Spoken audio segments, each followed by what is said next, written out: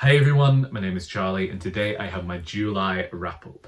I read fewer books in July than I thought I had done. I felt like I'd had this really great month of reading and reading a specific amount of books. I thought I'd hit the target of 10 like I ordinarily would, but I didn't. However, it was also a month of rereading for me due to the fact that it was the anniversary of my birth in the middle of the month.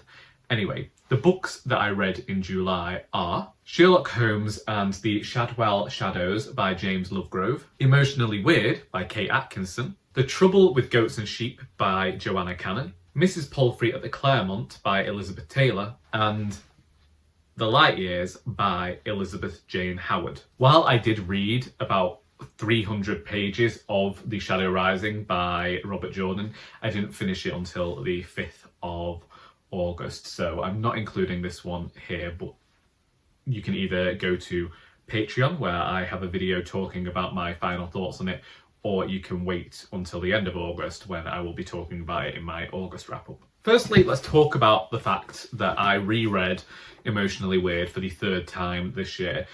I have talked much and more, I've even mentioned it on this channel, about finding that one book as an adult that I just read and reread like I did when I was a child, and just surrounding myself with favourites and going back to characters whose stories I enjoy.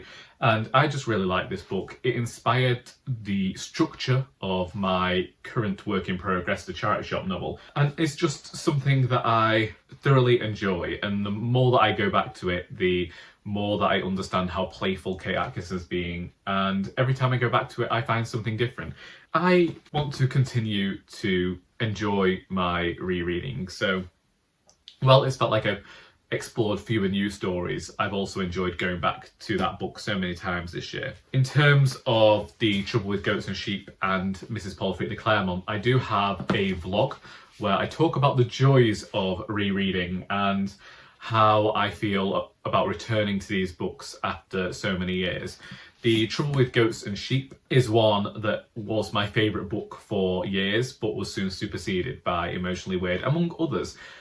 I still thoroughly enjoy this book, and while I have a few niggles now, I had the same 9 years ago when I read it for the first time. Something that I will say after reading it again and also knowing what other readers have thought about it and the reviews that they've given, I can appreciate and understand their thoughts about this book, but also I still really enjoy it, and I think it is one that I'll go back to in future. Similarly, Mrs. Palfrey at the Claremont was the first Elizabeth Taylor book that I read, and then last year I had the project where I read all of the books by this author that I hadn't read previously, and returning to this after so long, I recognised that it is no longer my favourite Elizabeth Taylor. I think that A Game of Hide and Seek was what made it into my top ranking last year. Still, I think finally, sorry, I've just found a bookmark I thought I'd lost. Still, I think it's a great entry point for Elizabeth Taylor, and if you want to explore her works, I'd definitely go to this one. It's just that having read all of her works, I found others like The Soul of Kindness and A Game of Hide and Seek, which I feel like explore the characters more thoroughly, and I enjoy a bit more than I enjoyed this, but this is a very nice, quaint, parochial tale that I thoroughly enjoyed. The first book that I read last month was Sherlock Holmes and the Shadwell Shadows, and I can't remember whether I talked about this book on here, but I didn't really enjoy it that much. It was entertaining and adventurous. It reminded me, I can't remember if I said last week, of the League of Extraordinary Gentlemen film with Sean Connery that came out about 22 years ago. I had problems with it. The main one being that this whole setup here is that Dr. Watson is giving the actual idea of what went on with the otherworldly creatures that weren't mentioned in the original texts.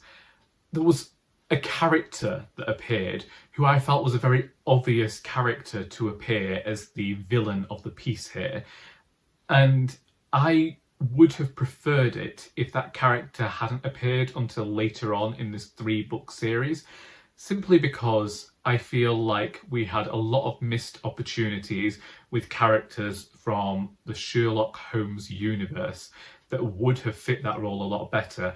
I wouldn't have felt like you were using your main twist incredibly early. Of course it was going to happen given the way that this almost fan fiction series works, but I feel like it was used a bit too early. But that being said, maybe nowadays whenever it comes to Sherlock Holmes, readers and viewers of the adaptations are just waiting for one particular person to turn up. And I don't know, I feel like it's a bit like Doctor Who and everybody's waiting for the Daleks. I didn't need that character to be here, but maybe other people did. I didn't. I wasn't fond of the inclusion of that character. I wanted to see a different person in that role. I have kept the other books though, and I do plan on continuing the series when I'm just looking for a little bit of a light, entertaining book, but I also need to get back to reading the Doctor Who books from my shelves. I enjoyed the gothic elements of this and the murder mystery elements of this and the way that they blended in with this fantastical bit, and there was something of the fantasy adventure here with gaslamp fantasy and all that. And then we have something that I thought was going to be light reading and ended up a bit more gritty and grim than I had originally anticipated, and that was The Light Years by Elizabeth Jane Howard. I have wanted to read this author ever since I found out that she was a friend of Elizabeth Taylor's. The Light Years introduces us to the Cazalet family. This is a middle-class family who are still dealing with the after effects of World War I and the impending Second World War. This is a book that I believed was going to be a bit cosy. That was because of a comment by a member at the writers group who had said that in the Cazalet Chronicles, everything is going well for this family. They're very nice and cosy and things are going okay. And then each book seemed happy and jolly until you got midway through the series and the author decided to throw all of these grim, horrible things at the characters and you just wondered what happened. And so I expected this book to be kind of nice and quaint. And then animals are being murdered. There are some horrible things happening to women. There is a bit of post-traumatic stress disorder for one of the brothers. There are affairs happening. It's a regular soap opera.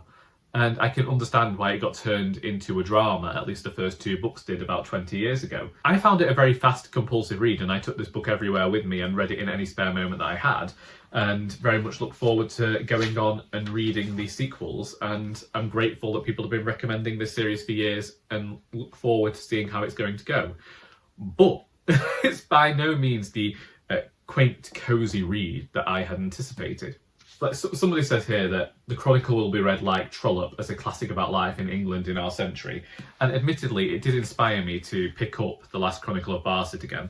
I still keep maligning this darn book. I feel very sorry for it. I keep reading a few pages, putting it down, and I've been doing that for about 2 years now. So I really ought to get back to this. It was a thoroughly enjoyable read that I felt drawn into. Read it much quicker than I anticipated. I think I spent 5 days with this one, 100 pages a day, soon got it done. And them's the books. If you read any of these books and would like to discuss them, then please feel free to do so in the comments. What have you been reading this month? What have been some of your favourites? I hope that you have enjoyed this video, because until next time, that is all.